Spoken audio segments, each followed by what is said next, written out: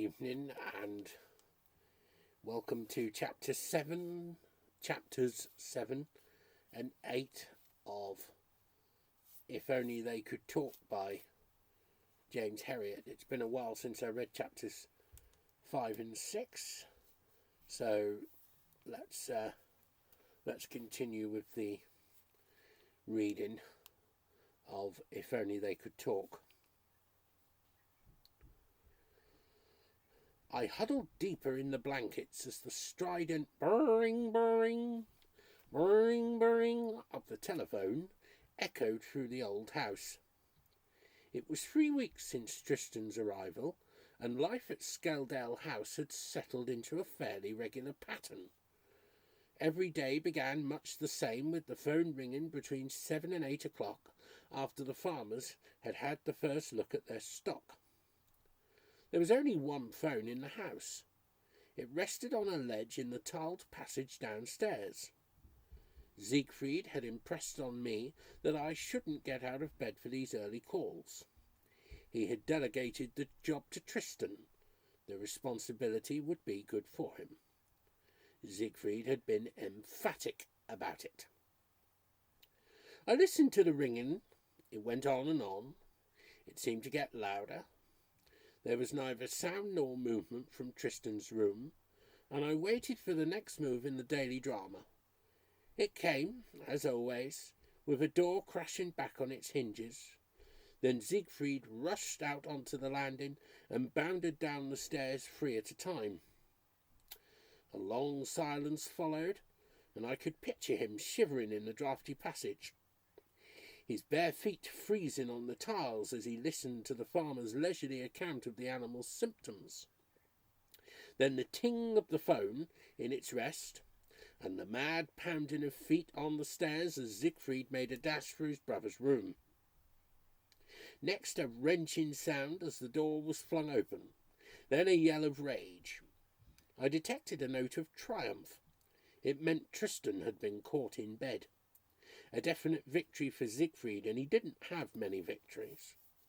Usually Tristan exploited his quick dressing technique and confronted his brother fully dressed. It gave him a psychological advantage to be knotting his tie when Siegfried was still in pyjamas. But this morning Tristan had overplayed his hand, trying to snatch the extra few seconds he was caught between the sheets. I listened to the shouts. "Why didn't you answer the bloody phone like I told you? Don't tell me you're deaf as well as idle. Come on, out of it, out, out." But I knew Tristan would make a quick comeback. When he was caught in bed, he usually scored a few points by being halfway through his breakfast before his brother came in. Later, I watched Siegfried's face as he entered the dining room and saw Tristan munching his toast happily, his daily mirror balanced against the coffee pot. It was as if he had felt a sudden twinge of toothache. It all made for a strained atmosphere, and I was relieved when I was able to escape to collect my things for the morning round. Down the narrow passage, with its familiar, exciting smell of ether and carbolic, and out into the high-walled garden which led to the yard where the cars were kept. It was the same every morning, but to me there was always the feeling of surprise. When I stepped out into the sunshine and the scent of the flowers, it was as though I was doing it for the first time. The clear air held a breath of the nearby moorland. After being buried in a city for 5 years, it was difficult to take it all in. I never hurried over this part. There could be an urgent case waiting, but I still took my time. Along the narrow path between the ivy-covered wall and the long offshoot of the house where the wisteria climbed, pushing its tendrils and its withered blooms into the very rooms.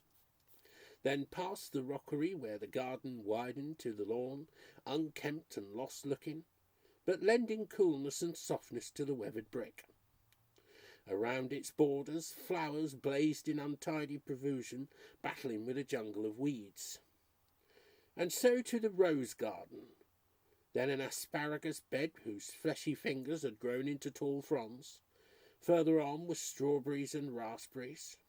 Fruit trees were everywhere, their branches dangling low over the path. Peaches, pears, cherries and plums were trained against the south wall, where they fought for a place with wild-growing rambler roses. Bees were at work among the flowers, and the song of blackbirds and thrushes competed with the cawing of the rooks high up in the elms. Life was full for me. There were so many things to find out, and a lot I had to prove to myself. The days were quick and challenging, and they pressed on me with their very newness. But it all stopped here in the garden. Everything seemed to have stopped here a long time ago. I looked back before going through the door into the yard, and it was like suddenly coming across a picture in an old book. The empty wild garden and tall silent house beyond. I could never quite believe it was there and that I was a part of it. And the feeling was heightened when I went into the yard. It was square and cobbled, and the grass grew in thick tufts between the stones. Buildings took up two sides, the two garages, once coach houses, a stable and saddle room, a loose box and a pigsty. Against the free wall a rusty iron pump hung over a stone water trough. Above the stable was a hayloft, and over one of the garages a dovecot. And there was old Boardman. He too seemed to have been left behind from grander days, hobbling round on his lame leg, doing nothing in particular. He grunted good morning from his cubby hole, where he kept a few tools and garden implements. Above his head, his reminder of the war looked down, a row of coloured prints of Bruce Bairn's father cartoons. He had stuck them up when he came home in 1918, and they were still dusty and curled at the edges, but still speaking to him of Kaiser Bill and the shell holes and muddy trenches. Boardman washed a car sometimes, or did a little work in the garden, but he was content to earn £1 or two and get back to his yard. He spent a lot of time in the saddle room, just sitting. Sometimes he looked round the empty hooks where the harness used to hang, and then he would make a rubbing movement with his fist against his palm. He often talked to me of the great days. I can see t'old doctor now, standing on top step waiting for his carriage to come round. Big smart-looking feller he was. Allus wore a top hat and frock coat, and I can remember him when I was a lad standing there, pulling on his gloves and giving his hand at a tilt while he waited. Boardman's features seemed to soften, and a light came into his eyes, as though he were talking more to himself than to me. The old house was different then. Housekeeper and 6 servants there were, and everything just so, and a full-time gardener. There weren't a blade of grass out of place in them days, and the flowers all in rows, and the trees pruned tidy-like. And this yard, it were t'old doctor's favourite spot. He'd come and look over t' door at me, sitting here, polishing the harness, and pass time of day quiet like. He were a real gentleman, but you couldn't cross him. A few specks of dust anywhere down here, and he'd go nearly mad. But the war finished it all. Everybody's rushing about now. They don't care about them things now. They've no time at all. He would look round in disbelief at the overgrown cobbles, the peeling garage doors hanging crazily on their hinges, at the empty stable and the pump from which no water flowed. He was always friendly with me in an absent way, but with Siegfried he seemed to step back into his former character, holding himself up smartly and saying, "Very good, sir," and saluting repeatedly with one finger. It was as though he recognised something there, something of the strength and authority of t'old doctor, and reached out eagerly towards the lost days. "Morning, Boardman," I said as I opened the garage door. "How are you today?" "Oh, middling, lad, just middling." He limped across and watched me get the starting handle and begin the next part of the daily routine.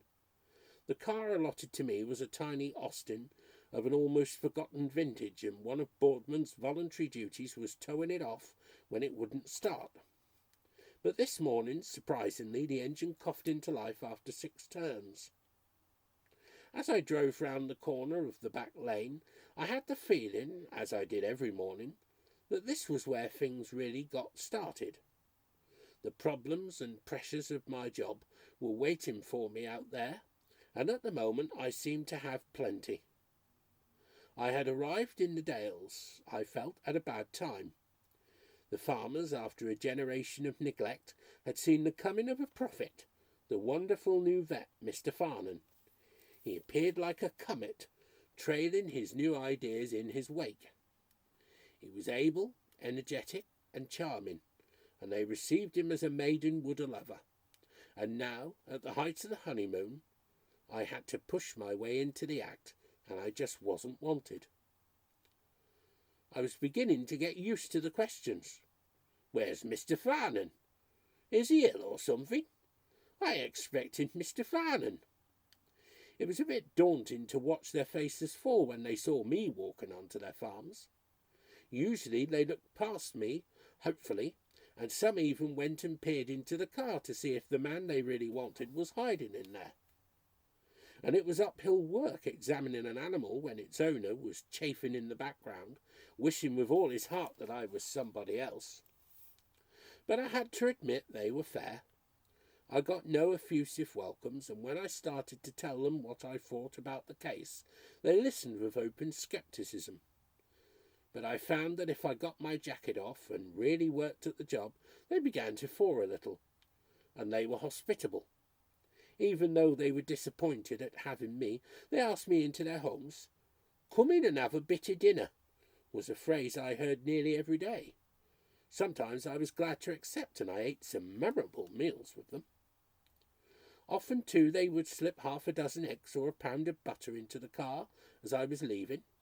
This hospitality was traditional in the Dales, and I knew they would probably do the same for any visitor. But it showed the core of friendliness which lay under the often unsmiling surface of these people, and it helped. I was beginning to learn about the farmers and what I found I liked. They had a toughness and a philosophical attitude which was new to me. Misfortunes which would make the city dweller want to bang his head against a wall were shrugged off with, "Aye, well, these things happen." It looked like being another hot day, and I wound down the car windows as far as they would go. I was on my way to do a tuberculin test. The national scheme was beginning to make its first impact in the Dales, and the more progressive farmers were asking for survey tests. And this was no ordinary herd. Mr. Copfield's Galloway cattle were famous in their way. Siegfried had told me about them.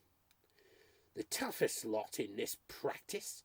There's 85 of them, and none has ever been tied up. In fact, they've scarcely been touched by hand. They live out on the fells. They calve and rear their calves outside. It isn't often anybody goes near them, so they're practically wild animals." "What do you do when there's anything wrong with them?" I had asked. "Well, you have to depend on Frank and George. They're the 2 Copfield sons. They've been reared with those cattle since they were babies. Started tackling the little calves as soon as they could walk, then worked up to the big ones. They're about as tough as the Galloways." Copfield's place was one of the bleak ones. Looking across the sparse pastures to the bald heights with their spreading smudges of heather, it was easy to see why the farmer had chosen a breed hardier than the local shorthorns. But this morning the grim outlines were softened by the sunshine, and there was a desert peace in the endless greens and browns. Frank and George were not as I expected. The durable men who helped me in my daily jobs tended to be dark and lean with stringy muscles, but the Copfields were golden-haired and smooth-skinned. They were good-looking young men about my own age, and their massive necks and wide spread of shoulder made their heads look small. Neither of them was tall, but they looked formidable with their shirt sleeves rolled high to reveal wrestlers' arms and their thick legs encased in cloth gaiters. Both wore clogs. The cattle had been herded into the buildings, and they just about filled all the available accommodation. There were about 25 in a long passage down the side of the fold yard. I could see the ragged lines of heads above the rails, the steam rising from their bodies. 20 more occupied an old stable, and 2 lots of 20 milled about in large loose boxes. I looked at the black, untamed animals, and they looked back at me, their reddish eyes glinting through the rough fringe of hair which fell over their faces. They kept up a menacing, bad-tempered swishing with their tails. It wasn't going to be easy to get an intradermal injection into every one of them. I turned to Frank. "Can you catch those beggars?" I asked. "We'll have a bloody good try," he replied calmly, throwing a halter over his shoulder. He and his brother lit cigarettes before climbing into the passage where the biggest beasts were packed.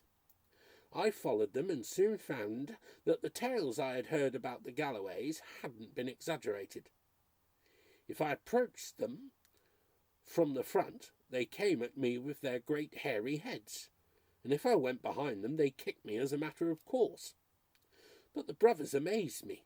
One of them would drop a halter on a beast, get his fingers into its nose, and then be carried away as the animal took off like a rocket. They were thrown about like dolls, but they never let go. Their fair heads bobbed about incongruously among the black backs, and the thing that fascinated me was that through all the contortions, the cigarettes dangled undisturbed. The heat increased till it was like an oven in the buildings, and the animals, their bowels highly fluid with their grass diet, ejected greenish-brown muck like non-stop geysers. The affair was conducted in the spirit of a game, with encouragement shouted to the man in action.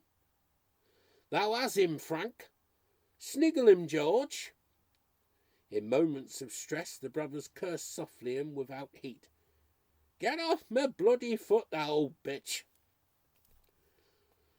They both stopped work and laughed with sincere appreciation when a cow slashed me across the face with her sodden tail. And another little turn, which was well received, was when I was filling my syringe with both arms raised, and a bullock, backing in alarm from the halter, crashed its craggy behind into my midriff. The wind shot out of me in a sharp hiccup. Then the animal decided to turn round in the narrow passage, squashing me like a fly against the railings. I was pop-eyed as it scrambled round. I wondered whether the creaking was coming from my ribs or the wood behind me. We finished up with the smallest calves, and they were just about the most difficult to handle. The shaggy little creatures kicked, bucked, sprang into the air, ran for our legs, and even hurtled straight up the walls. Often the brothers had to throw themselves on top of them and bear them to the ground before I could inject them, and when the calves felt the needle, they stuck out their tongues and bawled deafeningly. Outside, the anxious mothers bellowed back in chorus. It was midday when I reeled out of the buildings. I seemed to have been a month in there, in the suffocating heat, the continuous din, the fusillade of muck. Frank and George produced a bucket of water and a scrubbing brush and gave me a rough clean-up before I left. A mile from the farm, I drove off the unfenced road, got out of the car, and dropped down on the cool fellside. Throwing wide my arms, I wriggled my shoulders and my sweat-soaked shirt into the tough grass, and let the sweet breeze play over me. With the sun on my face, I closed through half-closed eyes at the hazy blue sky. My ribs ached, and I could feel the bruises of a dozen kicks on my legs. I knew I didn't smell so good either. I closed my eyes and grinned at the ridiculous thought that I had been conducting a diagnostic investigation for tuberculosis back there. A strange way to carry out a scientific procedure. A strange way, in fact, to earn a living. But then I might have been in an office with the windows tight shut against the petrol fumes and the traffic noise. the desk's light shining on the columns of figures, my bowler hat hanging on the wall. Lazily, I opened my eyes again and watched a cloud shadow riding over the face of the green hill across the valley. No, I wasn't complaining. Chapter 8. I hardly noticed the passage of the weeks as I rattled along the moorland roads on my daily rounds.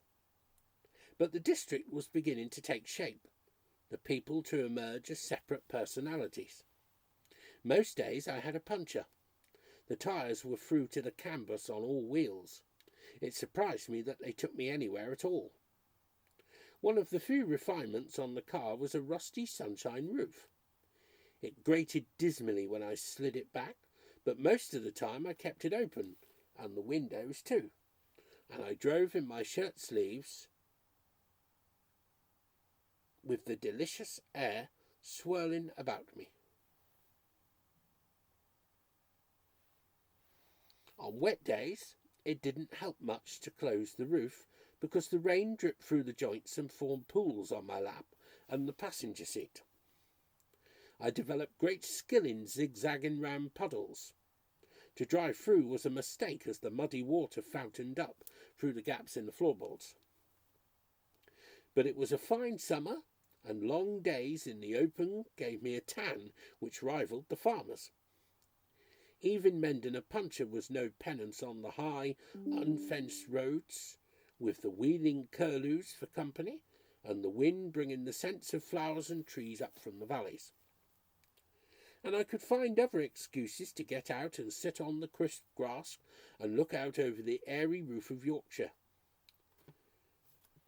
It was like taking time out of life. Time to get things into perspective and assess my progress. Everything was so different that it confused me. This countryside after years of city streets, the sense of release from exams and study, the job with its daily challenge, and then there was my boss. Siegfried Farman charged round the practice with fierce energy from dawn till dark, and I often wondered what drove him on. It wasn't money, because he treated it with scant respect. When the bills were paid, the cash went into the pint pot on the mantelpiece, and he grabbed handfuls when he wanted it. I never saw him take out a wallet, but his pockets bulged with loose silver and balled-up notes. When he pulled out a thermometer, they flew around him in a cloud. After a week or two of headlong rush, he would disappear, maybe for the evening, maybe overnight, and often without saying where he was going. Mrs. Hall would serve a meal for two, but when she saw I was eating alone, she would remove the food without comment.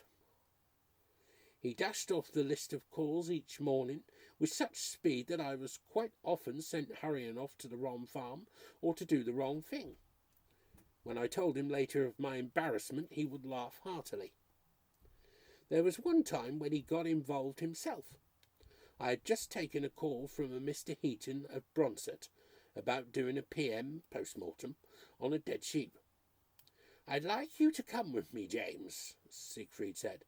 "Things are quiet this morning, and I believe they teach you blokes a pretty hot post-mortem procedure. I want to see you in action." We drove into the village of Bronsett, and Siegfried swung the car left into a gated lane. "Where are you going?" I said. "Heaton's is at the other end of the village." "But you said Seaton's."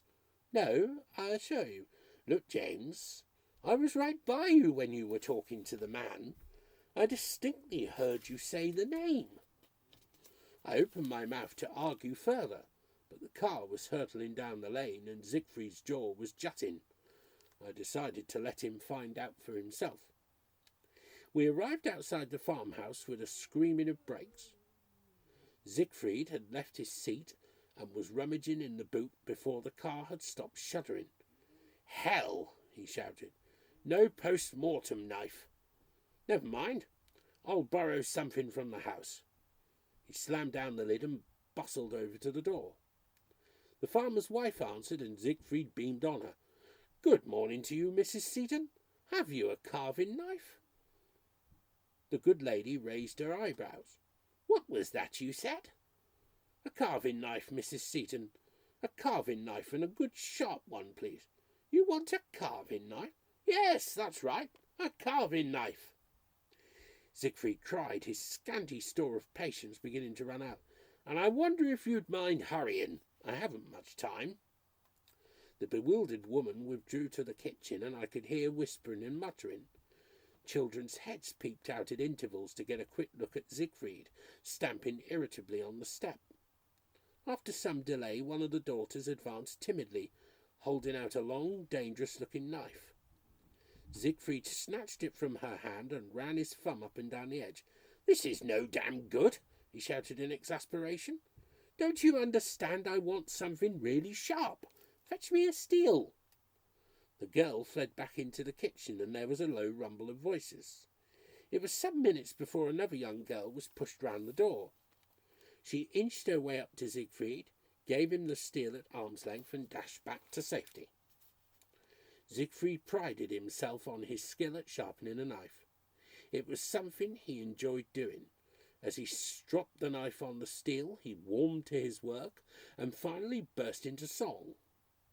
There was no sound from the kitchen, only the ring of steel on steel backed by the tuneless singing. There were silent intervals when he carefully tested the edge. Then the noise would start again. When he had completed the job to his satisfaction, he peered inside the door. "Where is your husband?" he called. There was no reply, so he strode into the kitchen, waving the gleaming blade in front of him. I followed him and saw Mrs. Seaton and her daughters cowering in the far corner, staring at Siegfried with large frightened eyes. He made a sweeping gesture at them with the knife. "Well, come on. I can get started now." "Started what?" the mother whispered, holding her family close to her. "I want to PM this sheep. You have a dead sheep, haven't you?" Explanations and apologies followed. Later, Siegfried remonstrated gravely with me for sending him to the wrong farm. "You'll have to be a bit more careful in future, James," he said seriously. "Creates a very bad impression, that sort of thing." Another thing about my new life which interested me was the regular traffic of women through Skeldale House. They were all upper class, mostly beautiful, and they had one thing in common: eagerness. They came for drinks, for tea, to dinner, but the real reason was to gaze at Siegfried like parched travellers in the desert sighting an oasis. I found it damaging to my own ego when their eyes passed over me, without recognition or interest, and fastened themselves hungrily on my colleague. I wasn't envious, but I was puzzled. I used to study him furtively, trying to fathom the secret of his appeal, looking at the worn jacket hanging from the thin shoulders, the frayed shirt collar, and anonymous tie. I had to conclude that other clothes had nothing to do with it. There was something attractive in the long, bony face and humorous blue eyes. But a lot of the time he was so haggard and sunken-cheeked that I wondered if he was ill. I often spotted Diana Brompton in the queue, and at these times I had to fight down an impulse to dive under the sofa. She was difficult to recognise as the brassy beauty of that afternoon, as she looked up meltingly at Siegfried, hanging on his words, giggling like a schoolgirl. I used to grow cold at the thought that Siegfried might pick her out of the mob and marry her. It worried me a lot because I knew I would have to leave just when I was beginning to enjoy everything about Darrowby. But Siegfried showed no sign of marrying any of them, and the procession continued hopefully. I finally got used to it and stopped worrying. I got used, too, to my employer's violent changes of front. There was one morning when Siegfried came down to breakfast, rubbing a hand wearily over red-rimmed eyes. "Out at 4 a.m, he groaned, buttering his toast listlessly. "And I don't like to have to say this, James, but it's all your fault." "My fault?" I said, startled. Yes, lad, your fault. This was a cow with a mild impaction of the rumen. The farmer had been mucking about with it himself for days. A pint of linseed oil one day, a bit of bicarb and ginger the next, and at 4 o'clock in the morning he decides it is time to call the vet. When I pointed out it could have waited a few hours more, he said Mr. Herriot told him never to hesitate to ring. He'd come out any hour of the day or night. He tapped the top of his egg as though the effort was almost too much for him. Well, it's all very well being conscientious, and all that, but if a finger's waited several days, it can wait till morning. You're spoiling these chaps, James, and I'm getting the backwash of it. I'm sick and tired of being dragged out of bed for trifles. I'm truly sorry, Siegfried. I honestly had no wish to do that to you.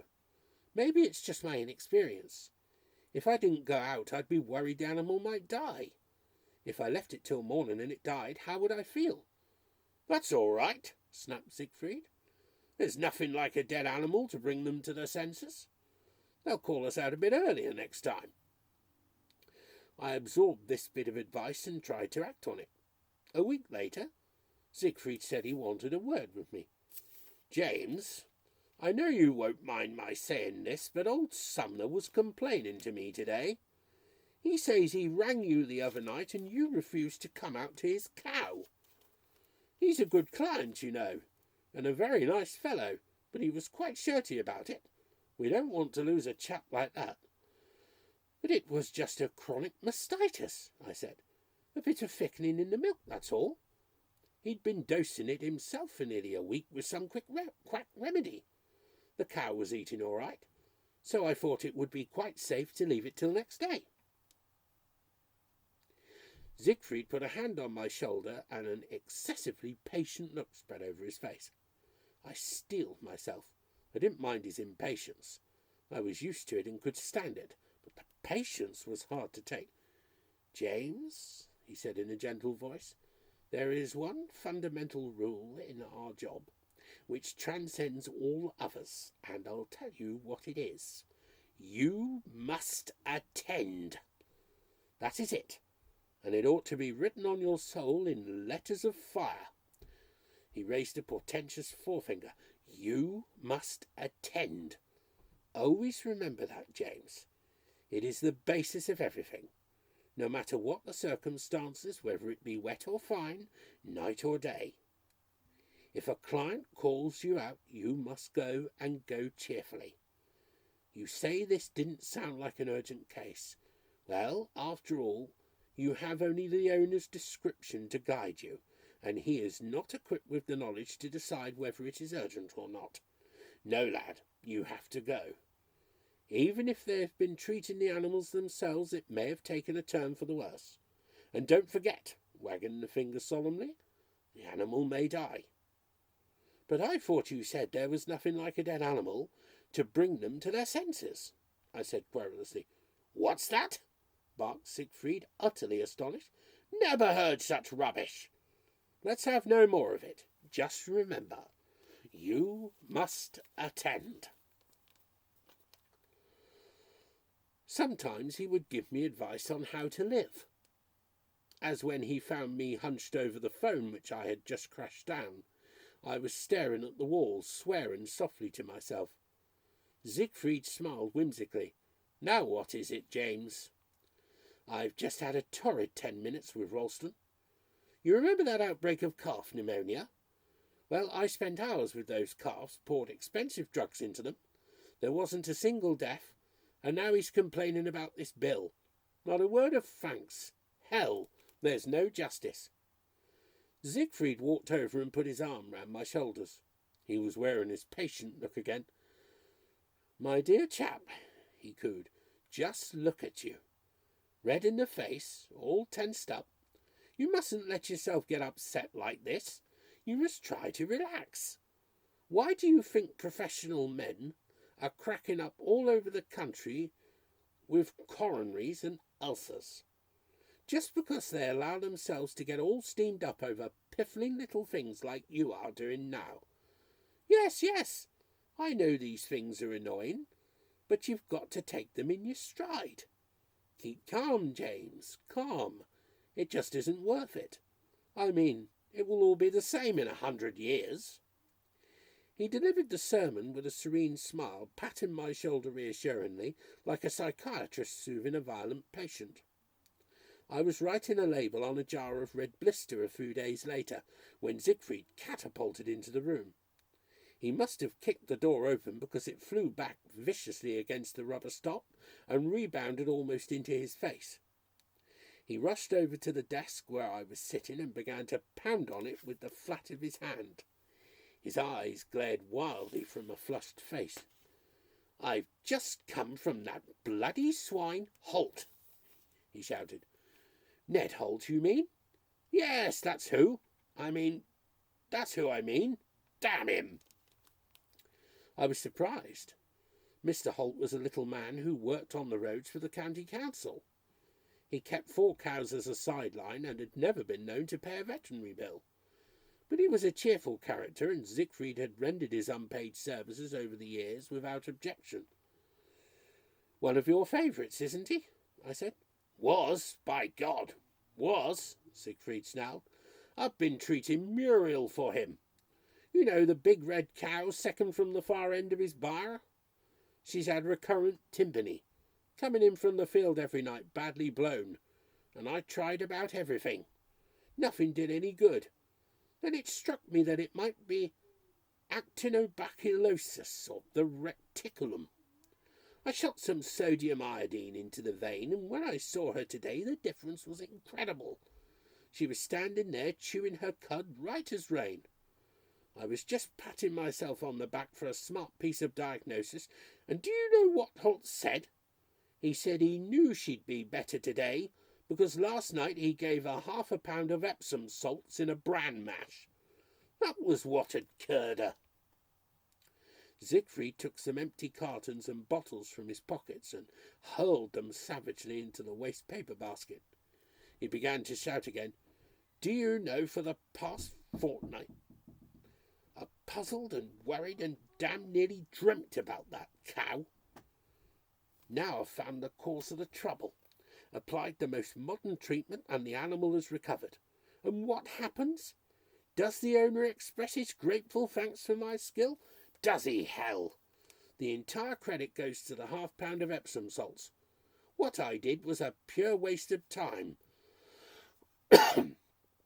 He dealt the desk another sickening blow. "But I frightened him, James," he said, his eyes staring.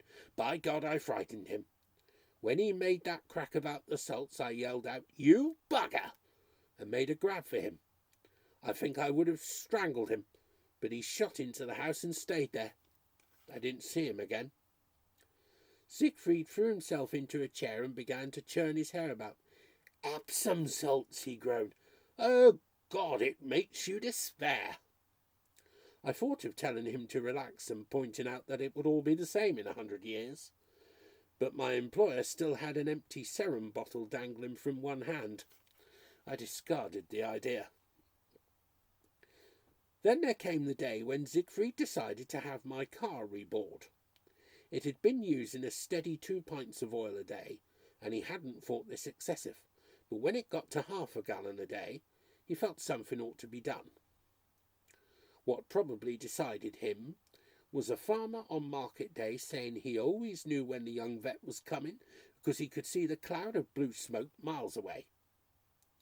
When the tiny Austin came back from the garage, Siegfried fussed round it like an old hen. "Come over here, James," he called. "I want to talk to you." I saw he was looking patient again and braced myself. "James," he said, pacing round the battered vehicle, whisking specks from the paintwork. "You see this car?" I nodded. "Well, it has been rebored, James. Rebored at great expense, and that's what I want to talk to you about. You now have in your possession what amounts to a new car." With an effort, he unfastened the catch, and the bonnet creaked open in a shower of rust and dirt. He pointed down at the engine, black and oily, with unrelated pieces of flex and rubber tubing hanging around it like garlands. You have a piece of fine mechanism here, and I want you to treat it with respect. I've seen you belting along like a maniac, and it won't do. You've got to nurse this machine for the next 2,000 or 3,000 miles. 30 miles an hour is quite fast enough. I think it's a crime the way some people abuse a new engine. They should be locked up. So remember, lad, no flogging, or I'll be down on you. He closed the bonnet with care, gave the cracked window screen a polish with the cuff of his coat, and left. These strong words made such an impression on me that I crawled round the visits all day, almost at walking pace. The same night I was getting ready for bed when Siegfried came in. He had 2 farm lads with him, and they both wore silly grins. A powerful smell of beer filled the room. Siegfried spoke with dignity, slurring his words only slightly. "James, I met these gentlemen in the Black Bull this evening. We have had several excellent games of dominoes, but unfortunately they have missed the last bus. Will you kindly bring the Austin round, and I will run them home?"